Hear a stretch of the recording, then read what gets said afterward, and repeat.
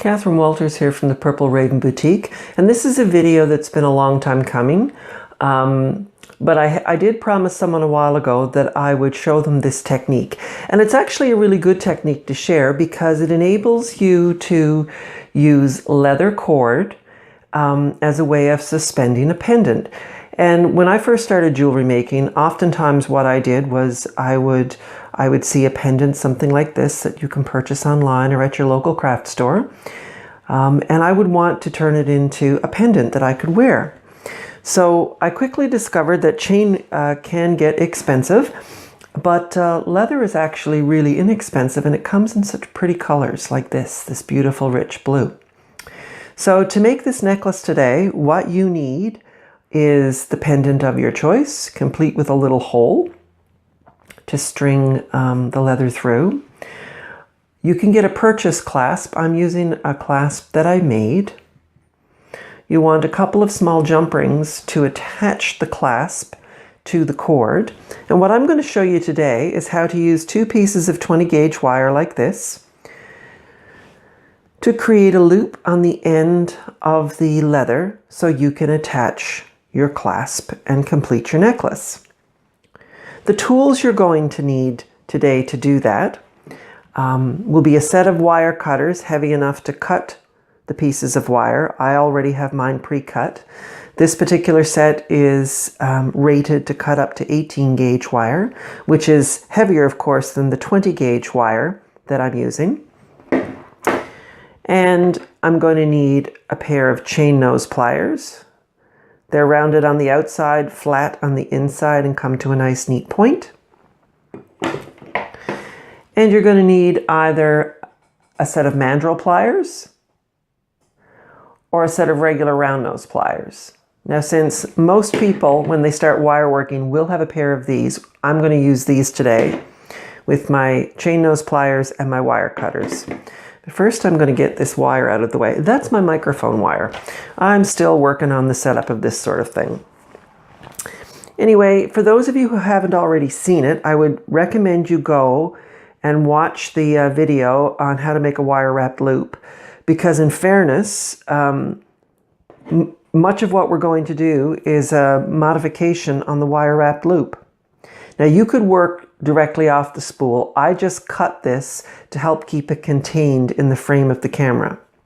So the first thing you're going to have to do is give yourself probably 3/4 of an inch there. I'll tell you, as you get more accustomed to doing this, you won't need to make it quite as long.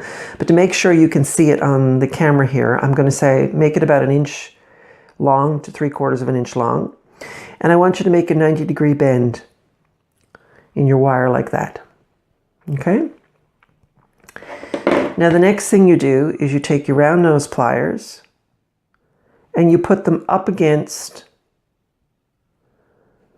the 90-degree bend in the wire like that.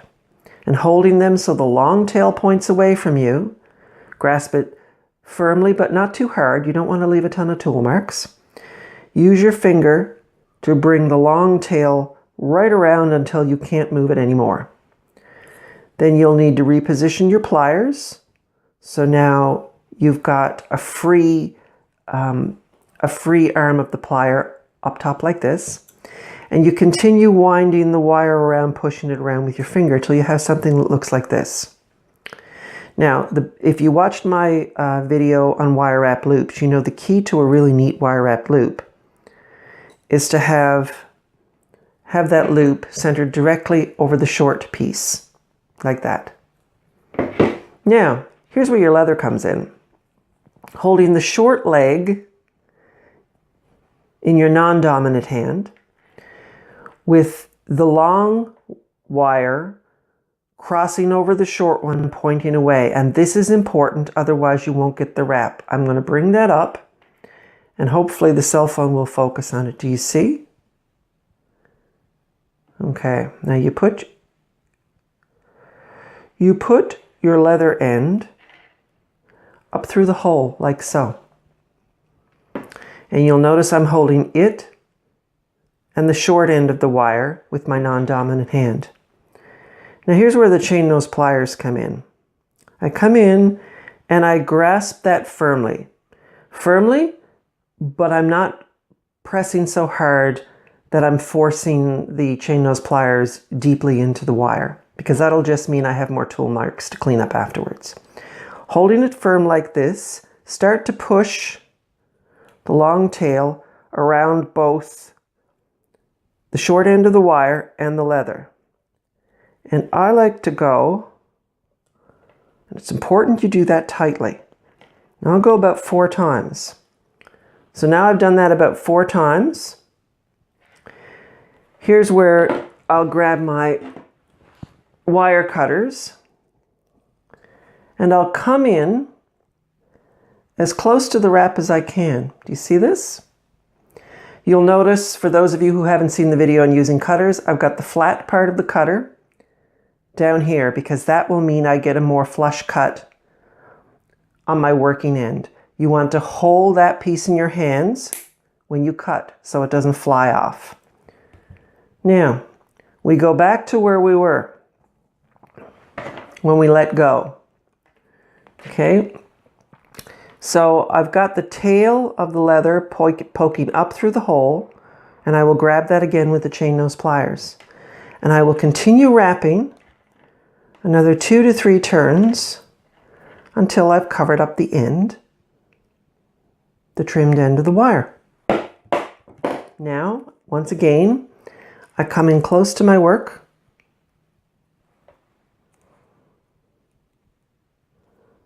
And I cut. And now all I have to do is take my pliers and push that end in. Now for the fun part. Sometimes what I'll do is I'll just do this simply. I'll bring my cutters in as close as I can and I just cut it off like that. Push it through the hole and straighten the hole up. That is fine for the jump ring and the clasp to fit through, so don't worry about that. But now, because this actually adds width to your cord, because the wire covers the outside of the leather. So if the leather just fit through the bail of your pendant, you're going to want to put that on before you finish the other end, because as you'll notice, this doesn't come off, which can actually be quite convenient. I don't know about you, but it's not always a lot of fun when I'm fumbling with a clasp in the morning and one end of my necklace maybe falls down. It's really annoying if the pendant slides off, especially if you're nearsighted like me and you drop it on the floor and then you have to change glasses in order to find it. But anyway, so now we have to finish the second end. So we're going to repeat what we did at the beginning. Start with a tail. Again, you don't need to make it this long. I'm making it this long mainly for the demonstration purposes, so it's easier for you to see. Make your 90-degree bend. Come in with your pliers in about the same place as you put them the last time, because it's aesthetically pleasing if the holes are similar in size. So you bring it down like this, then I flip my pliers up, and I continue wrapping. So now I'm going to show you, I've got my loop, a little bit crooked, but no worries, I can straighten that up with a little tweak of the pliers and then pull the tail down, because in order to get a nice neat wrap on a wire wrapped loop, the 90-degree bend is really important. So if it's not quite 90 degrees, put your round nose plier back in the hole and square it up. So that looks pretty good. So once again, holding the short end, poke the end of the leather up through,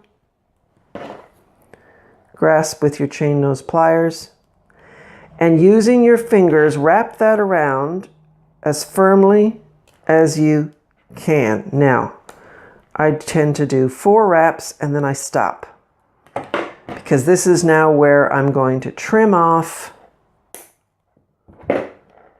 the tail and going back so the tail of the leather is poking up through the hole, so it's facing the right direction. I continue pushing the wire away from me and do another couple of turns. Let me see, 2, 4, 6. How many did I do on that side? 2, 4, oh, one more. I'm a stickler for things being symmetrical. You'll notice this as you watch more of my videos. And coming in close, cut off the excess. Using my chain nose pliers, I'm just going to push the little tail in. And I'm going to trim that off. Push it back through. Now I'm ready to attach the clasp. So let's set this aside. And I just realized that I don't have square nose pliers. Hang up.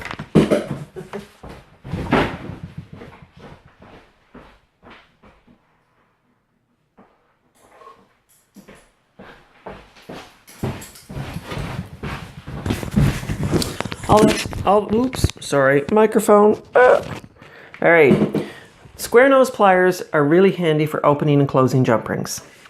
So how do you open a jump ring? You don't pull it apart, you change the plane so that the jump ring is going this way. So to open the jump ring, you work in the opposite plane. That does not misshapen the jump ring. So I'll put it through the hole there, and then I'll attach the other side, or the loop side of my clasp, because I always like the hook or the spring-loaded clasp to be on the right where I'm right-handed. Excuse me, if you are left-handed, you will want to do the opposite of that. But it's a simple matter.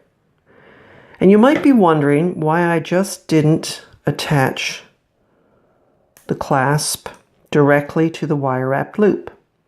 That's a good question. And what it boils down to is a matter of safety. The jump ring is designed to give way if this is pulled, if somebody grabs your necklace or you hook it in something. The idea is the jump ring, which is an open ring, will give way before the wire wrap loop will. Now, if I pull hard enough, I can pull that leather wire off the leather. But the idea is if the jump ring gets destroyed, jump rings are cheap, easy, and easy to replace. So it's a safety feature, and it's geared to make it easier for you to repair your necklace if something happens to it. But that's all it takes, and voila, you have a necklace ready to wear or to give as a gift. I strongly encourage you, if you're watching this video and haven't seen my other videos, to take a look at the video on how to use wire cutters safely, and also the video on how to make wire wrap loops. The wire wrap loop is an entry-level skill, and it lets you do so many things as a wire worker. But anyway, that's it for now. Katherine Walters signing off from the Purple Raven Boutique. Hope you have a great day. Talk to you soon.